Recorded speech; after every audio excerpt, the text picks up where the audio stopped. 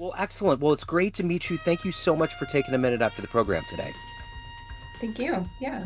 You bet. So, before we get into your work, which I'm sure it was affected by 6 years ago with the pandemic, I want to know, how did you get through that era and how has it changed your approach to work and living today?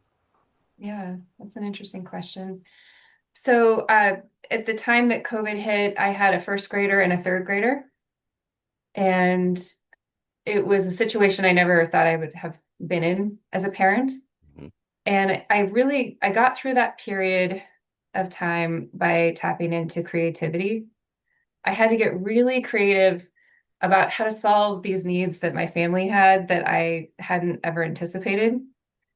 Things like, how do I still stimulate them with activity? How do I get them to move their bodies? How do I create social connections for them, with all of these restraints?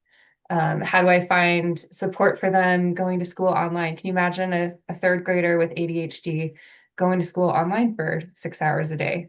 Yeah. Um, and so, we did all kinds of different unique things to meet their needs and also to meet my own needs, right? I had started a business in 2019.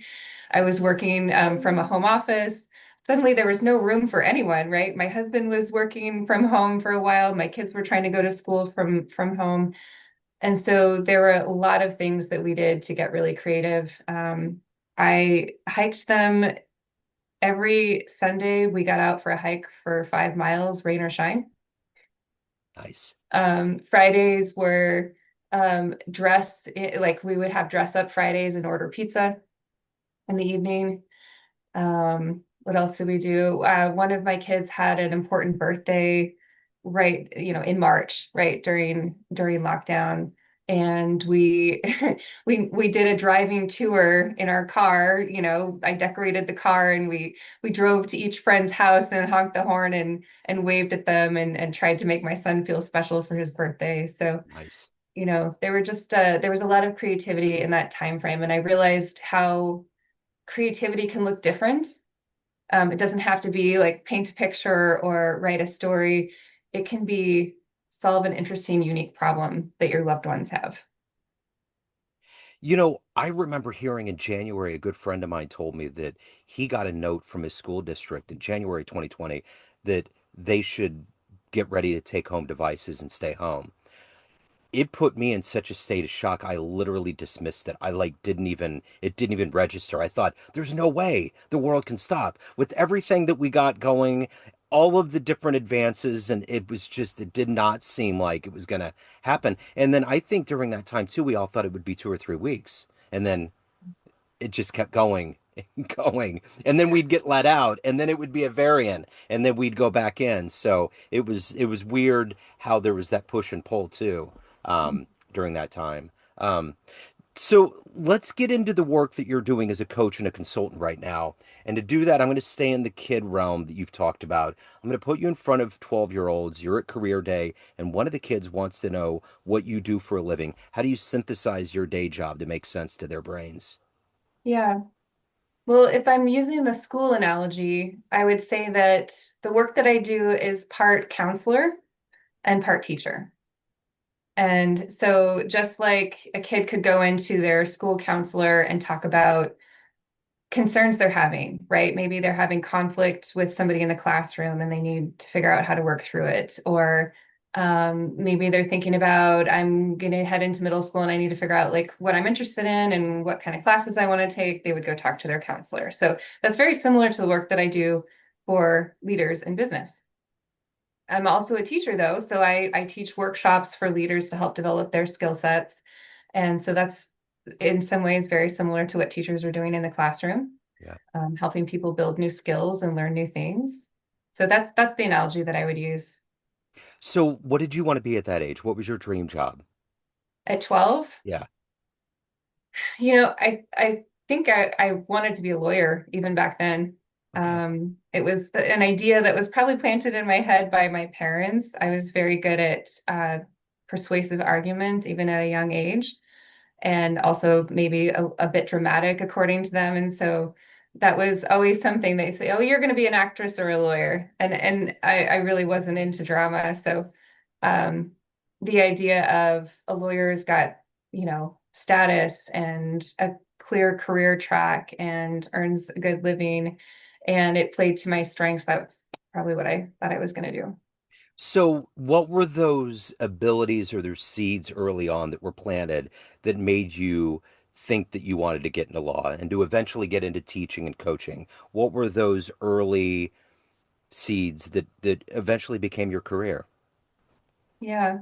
Well, it was a career that took twists and turns, right? Like most of Yeah. our careers, I think wherever we think we're going to end up, that's not quite it. I actually went to law school. So I entered undergrad education, doing the closest thing to pre-law that I could, which was a rhetoric-focused communications degree. I went to Northwestern, and at the end of my time at Northwestern, applied for law schools, ended up at USC's law school. And the reason I did that, I think it was the clearest path towards success. I was a kid that was really focused on making sure that I was successful, that I had a clear career path, that I was going to be able to take care of myself when I grew up. I didn't have a lot of resources growing up and was pretty well on my own by the time I was in high school, and definitely in college. There was a point where I was completely financially on my own, and so that's what drove me. I think I certainly enjoyed my undergraduate degree in persuasive communication.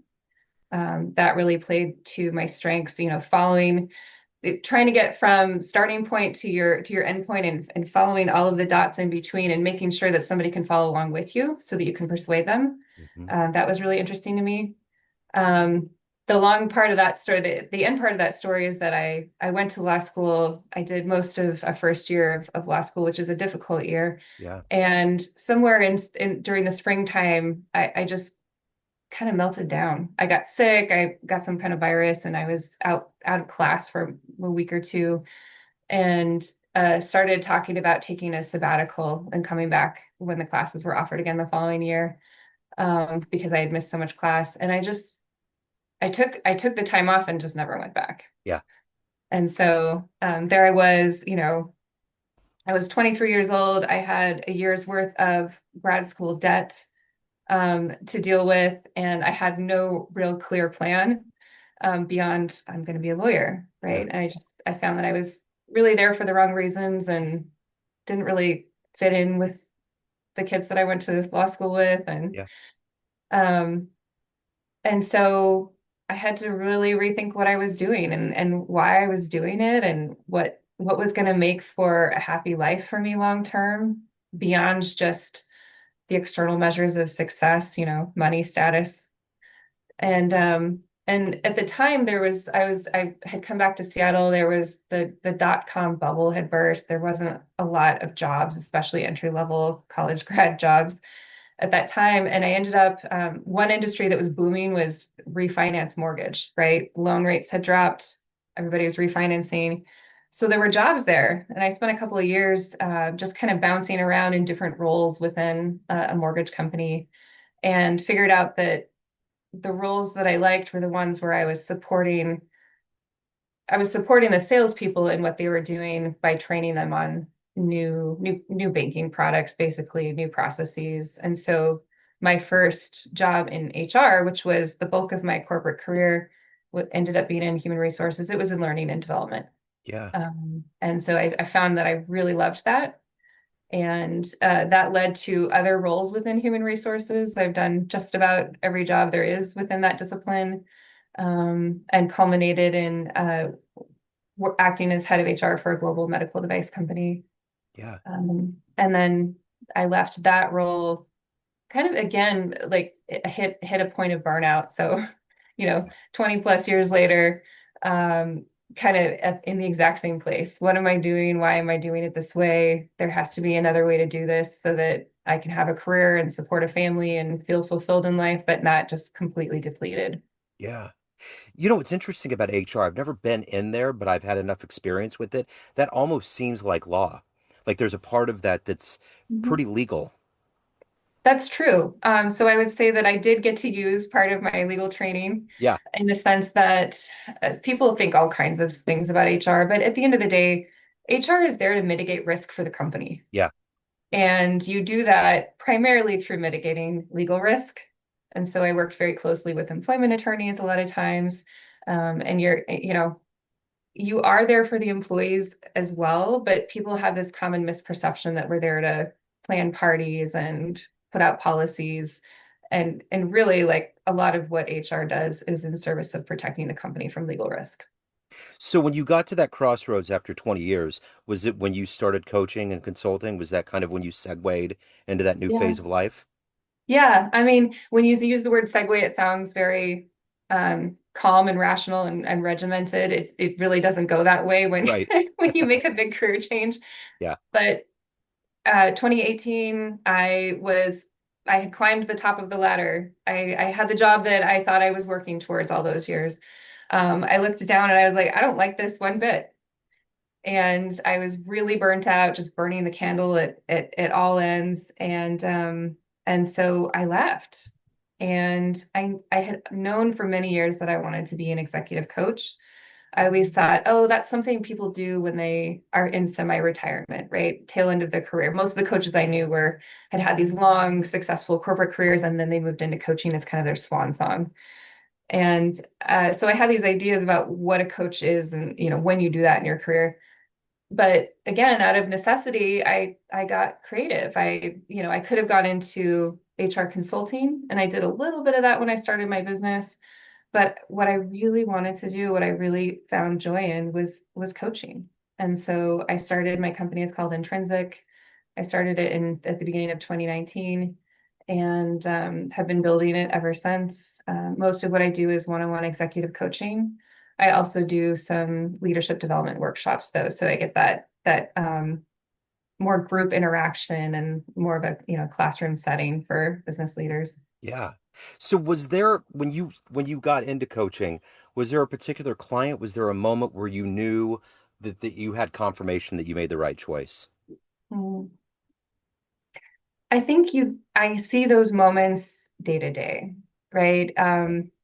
There's this really powerful thing that happens in one-on-one coaching where your client sees something that they didn't see before, they learn something that they didn't know before, something shifts. And you can just see it. Like you can physically see it on their face and in their demeanor. You can hear it in their voice. And it's like this moment of pure magic. I don't know if you've had a coach before, but Yeah. and that moment when I get to witness that's the affirmation. That's when you're like, oh yeah, this is why I do what I do. Yeah. To get to be with that person when they experience that. So who's been that ultimate coach, inspiration, mentor, hero for you in your life that's allowed you to navigate to where you're at now and find your place professionally? Yeah. There have been a, many people along the way, I think especially since I started my business, right? Lots of peers that have encouraged, supported, shared their experiences. Lots of business owners who, were many years further into developing their business who could give me advice, tell me what they'd experienced. But I feel like it's probably more of the whole village than a specific village leader when I think about who's helped me along the way.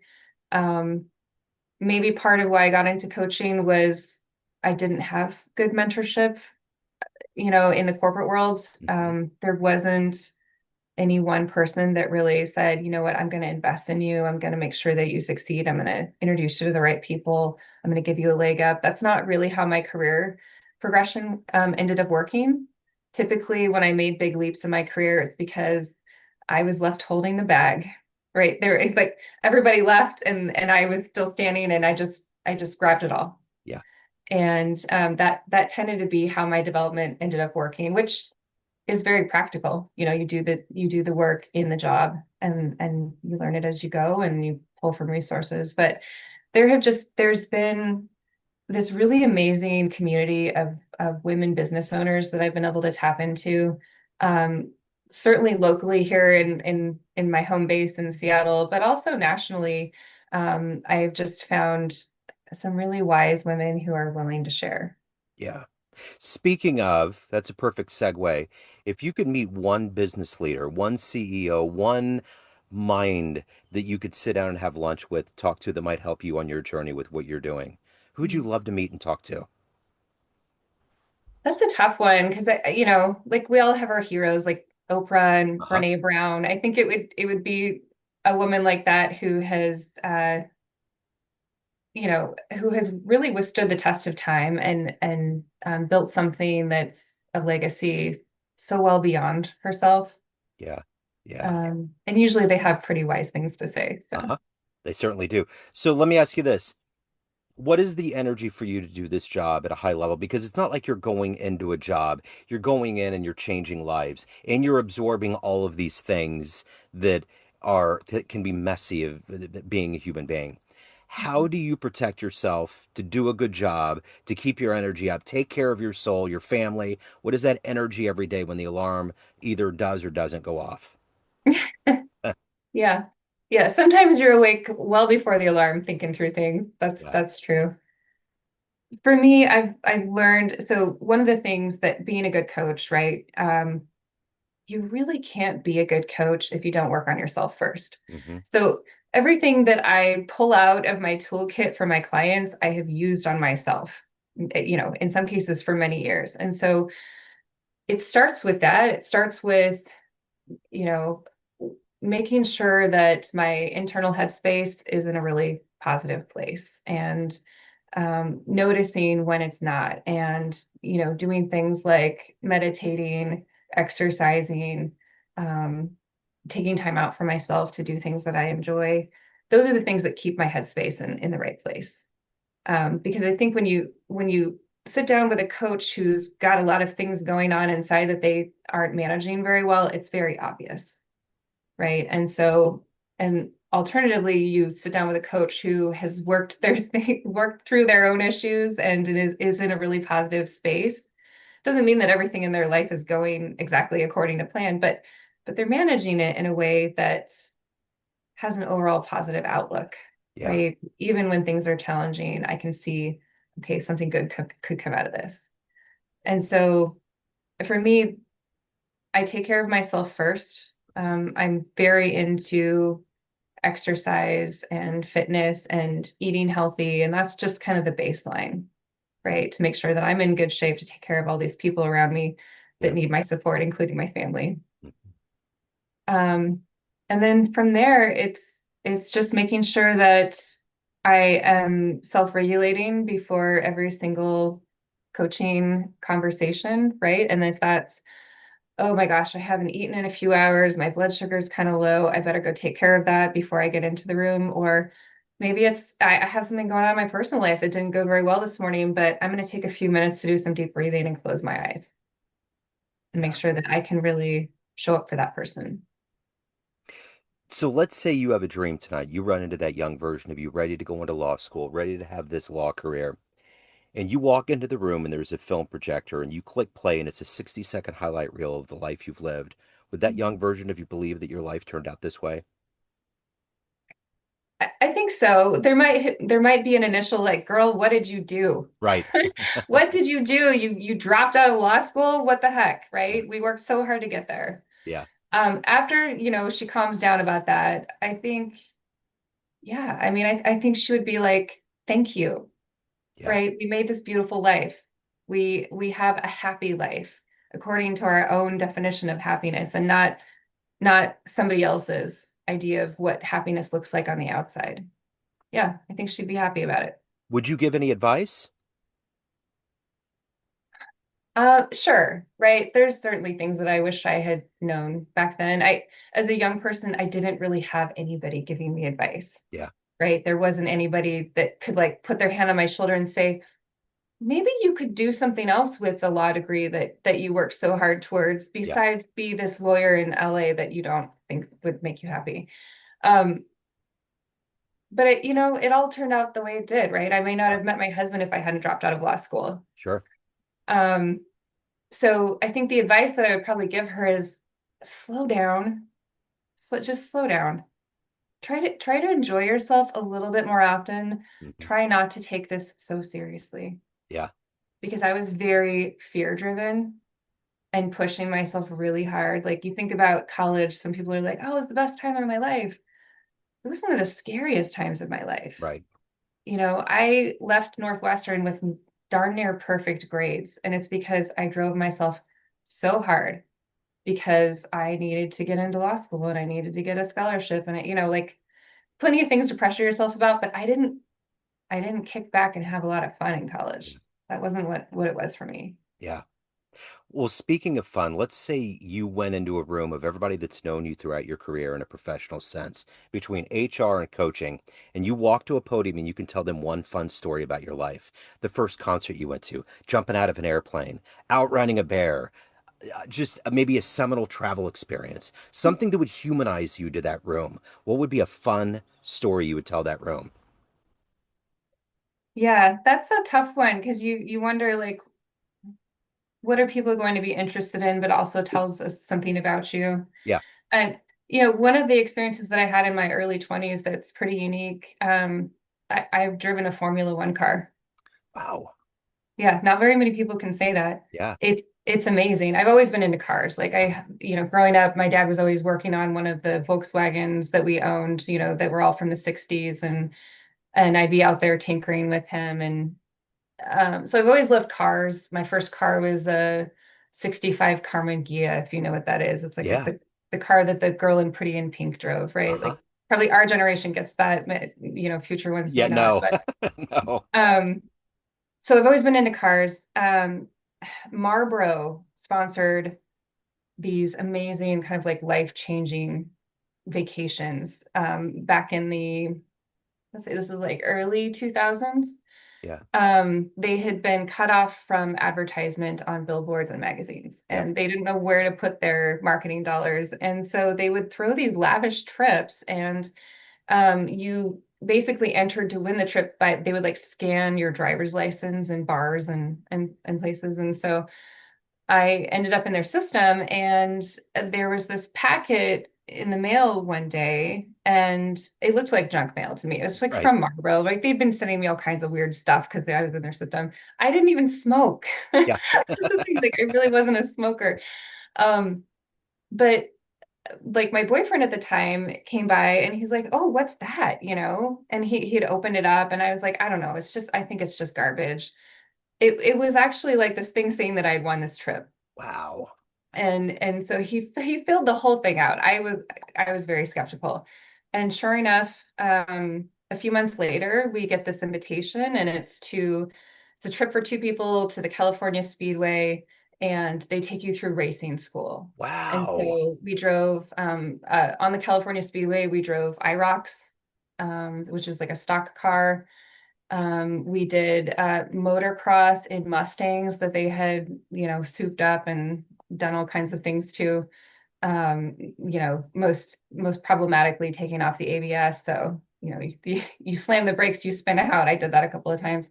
Yeah. But these Formula One cars, right? Like we got to go on a course with Formula One cars. And this was back before that, like now they have a lot more protection over Uh-huh. the top of you. This was like before all that. There was a roll bar behind your head. That was about Yeah. it. I remember those Um, days. yeah, and it's just the most amazing integration of human and machine, Yeah. right? Because you're dead in the center of the car. You look the direction that you want to head, and you can yank on that wheel, and the wheels just the tires just stick, right? It's just the coolest experience.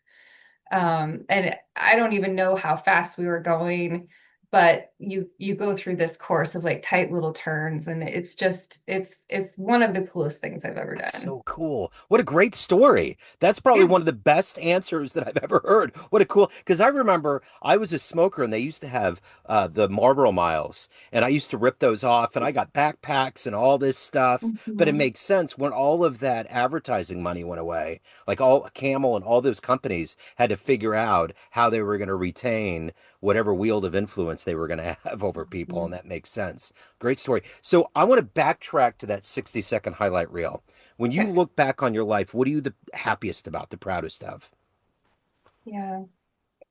I think I mean, it's first, it's my family, Yeah. right? That despite all of the things that I went through growing up, I was able to become a parent and become a parent who was very loving and caring and created a good environment for her kids. And so I have a really healthy family, and my kids are 12 and 15 now, and they're thriving. They're actually little jazz musicians. I know that you're really big into jazz. Yeah. Um, my daughter is 12 and she plays the upright bass, and my son is 15 and he plays the trumpet, and they're both Cool. really into it. They get up Yeah. extra early every day to go play jazz. Very cool. So it's that. It's also, having the confidence in myself to go build a life that made sense for me. Hmm. That's a pretty courageous thing to do. I think it's a difficult thing to do. Hmm. And for me, that was build my own business. It was the best decision I ever made. I never like identified as an entrepreneur. I never knew that was in the cards for me. But when I started coaching, every time I thought about working for someone else, it just didn't feel right. And so building a business that positively impacts people and businesses, I think I know I'm very proud of. So let's get to the true intersection of your soul. Everyone has a perception of you, family, friends, clients, everyone that knows you, but you run the show. What's your perception of you? Who do you think you are? What I think I am. I think I'm somebody who gets up and tries her hardest every day. That at the heart of me is somebody who's trying really hard. Yeah. And it doesn't always go the way you think it's going to go, but that consistency of effort, that builds over time. Yeah, for sure. So if anybody wants to take the next step, questions, hiring you, any of the good business, where do they go? Yeah. Probably my website, which is intrinsicnow.com. You can check me out on LinkedIn. My first name is spelled Loala, Lola McCann. And so that's a good place to come check out what my background is. And then there's a place to contact me on my website. I offer a free exploratory conversation. Sometimes that uncovers like, yes, I'm ready to hire a coach, and sometimes it uncovers, no, I don't think my company's ready for this yet. But I'm always happy to have the conversation. Okay, cool. I will put all these links in the show notes. What a great conversation. Thank you so much for taking a minute out today. Thank Best of you. luck with everything. I appreciate it. Thanks. Take care. Yeah, you too. And